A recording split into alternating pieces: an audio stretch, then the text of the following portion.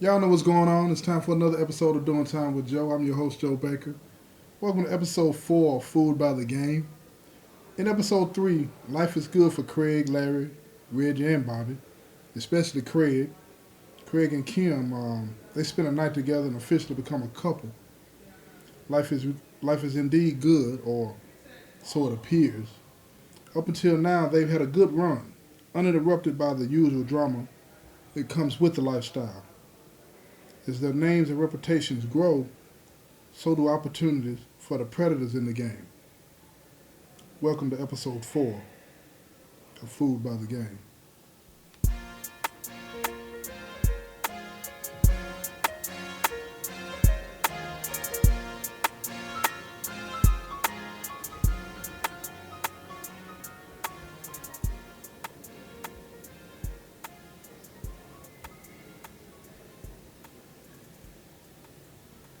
Our lives as drug dealers have been pretty simple.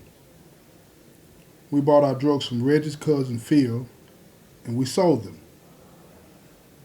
Well, all of that was about to change. It was around 4 a.m. in the morning when Reggie called us.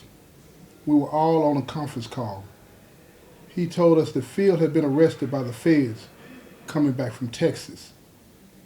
After his arrest, they raided all of his spots and found over 300 kilos of cocaine and millions in cash. They seized houses, cars, property, froze all of his assets.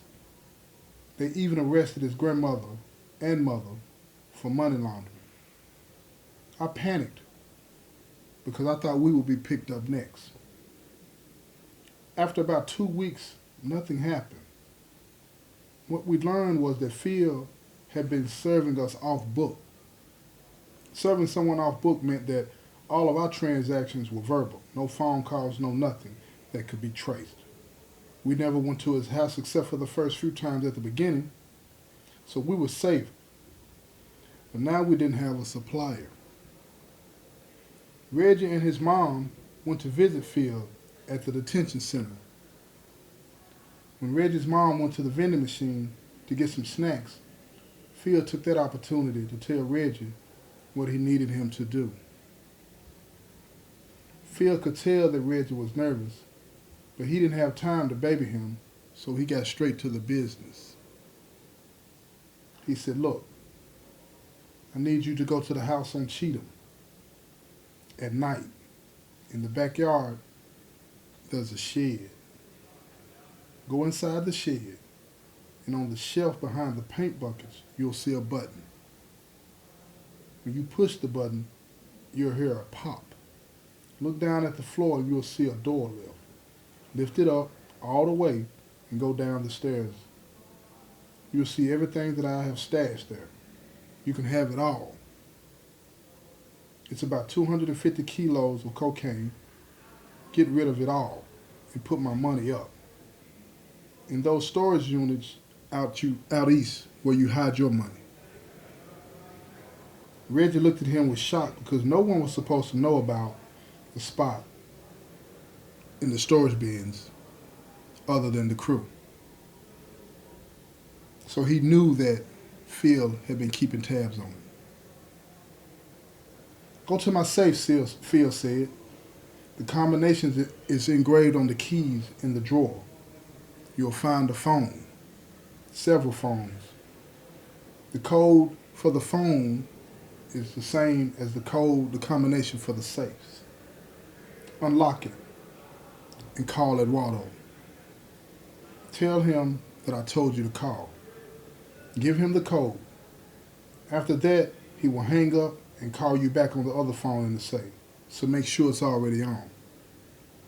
Tell him that I'm good and that you are taking over for me. Can you handle this, cuz?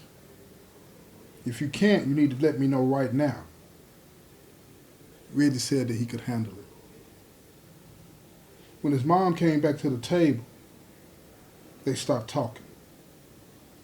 So the rest of the visit, Reggie just sat there thinking about what he had just agreed to. When the visit ended, they left. On the ride home, Reggie's mom cried the whole time, talking about it was so unfair what they were about to do to her cousin, Phil. He tried to console her, but she wasn't having it. All she knew was that her life was about to change too, because Phil had been taking care of her as well. When they finally got home, he called us and told us to meet him on Cheatham. We were all surprised to know that Phil had a secret house on Cheatham. When we all got there, we parked up the street away from the house. When we got to the house, we did exactly what Phil had told him to do. It was cocaine everywhere, money, weed, everything was just sitting out on the shelf like at a grocery store. He opened the safe, got both phones out, and turned them on, and called Eduardo. He answered. He gave him the code, and he called back on the other phone, just like Phil said he would. They talked for a few minutes, and that was it. Reggie was the man now. We locked the place back up and left. We didn't take anything with us that night because we had enough cocaine to last at least another week. When we got to the cars, we agreed to meet up early in the morning at the spot to figure out our next move. Things were going to be different now, and we had to be ready for anything. On the ride home, I really thought about quitting. I couldn't see myself answering to Reggie. We started this thing together. Why did it have to change just because Phil got locked up? Yeah, Reggie had the plug, but we all played a part in the day-to-day operations. When I got home, I told Kim what had just happened. She didn't like to hear the talk about what I did, but she tolerated me this night because I was so upset, so she listened to me. Over and over, I talked about how Reggie was not capable of leading us. This had to be a team effort. When I finished, she asked me if I trusted Reggie. I told her yes, but deep down, I didn't know exactly what to feel anymore. Even though I had only been selling dope for a few years, I had seen a lot to make me question if you could trust anybody. The morning came fast, and we met up like we planned. Off the top, Reggie started talking like he was in charge. Before I could say anything, Larry asked Reggie if he thought he was in charge. The three of us looked at him waiting for his response. He knew what we were thinking, so he chose his words wisely. Nah, I'm not in charge. We started this thing together, and we're going to keep it that way. But he knew that he was the one that was going to make this thing continue. So in some ways, he was in charge. But he did go on to say that we would all pay the same for whatever we got. Whatever Eduardo charged on the wholesale level is what we all would split to pay. This was a game changer for us in the dope game. Now we will pay wholesale for what we used to pay retail. What we didn't think about is all the other people that Phil was supplying. Because if we were buying all of our stuff wholesale from here on out, we basically had a monopoly on the game.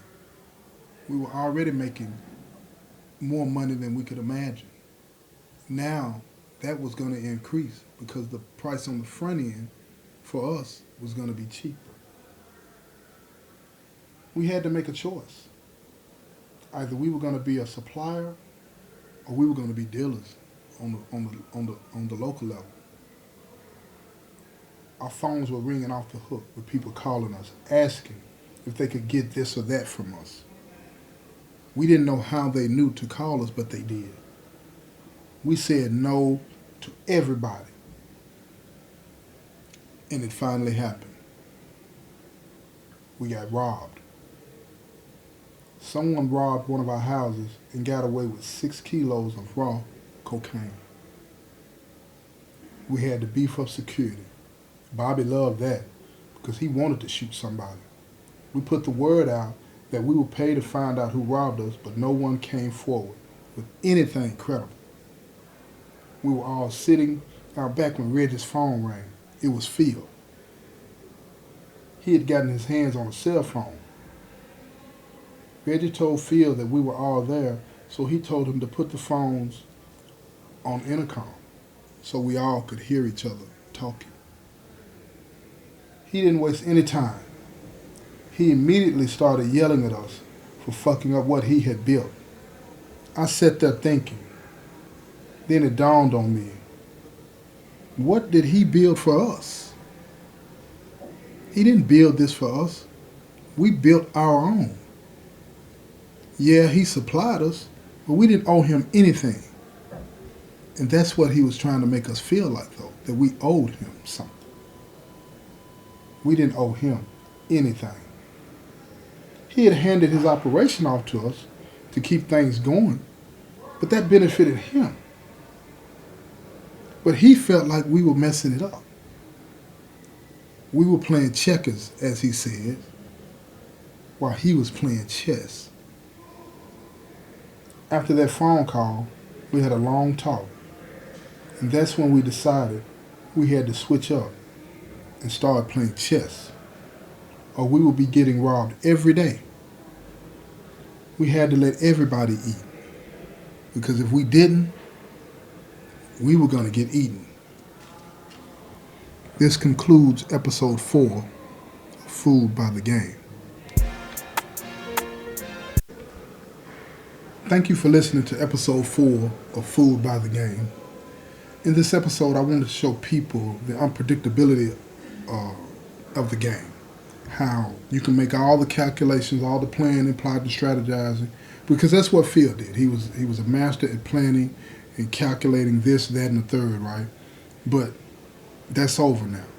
And he's going to have to pay for what he did and the destruction that he caused. But at the end of the day, y'all, you got to remember there's no right way to do wrong. When you think about it, life is short. Why live it in a prison, mentally or physically? Because that's what most criminals do. They live a torturous life inside or outside of prison. They can't seem to break free from that because they don't want to confront the person that they've become. They don't want to answer to anybody. They don't even want to answer to themselves. They want to ignore the changes that are going on inside of their hearts because they can't live with themselves. So they want everybody around them to be just as miserable as they are. But they don't even realize that they're causing misery because they are so far drowned, so far beneath the water that they can't even fathom, they can't even understand what it is, the pain that they're causing. And they just say, I'm about that life. What life is that? It's not a life. It's just existing. It's a wasted existence at that. You should want better for yourself. And if you have somebody that thinks that this lifestyle is one that is good for them, let them listen to this. Let them listen to all of it. Because that way they may have some kind of understanding. I've been there. I know. I'm speaking from experience. This has been another episode of Doing Time with Joe. I'm your host, Joe Baker, and I say peace, y'all.